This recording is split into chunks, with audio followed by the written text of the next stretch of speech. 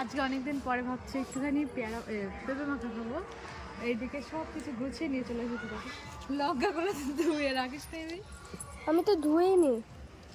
এই থালাটাই তো করবো সবকিছু, আর এইখানে সবকিছু রেখে দিয়েছি। এটা নিচু কর। এই যে হচ্ছে লবণ, এর ভিতরে দু রকম লবণ।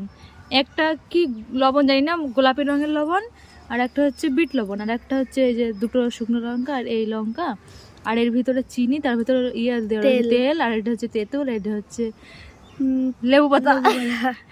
আর এইখানেও কিছু রয়েছে, ঝাল লঙ্কা। আর এখানে বটে, আর এখানে হিমি আমার ক্যামেরা ধরে দিচ্ছে। আর এখন হচ্ছে মেন জিনিস যেটা হচ্ছে পেঁপেটা পাড়তে হবে।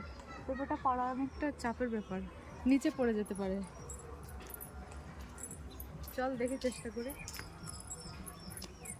আবার যেতে হবে নিচে।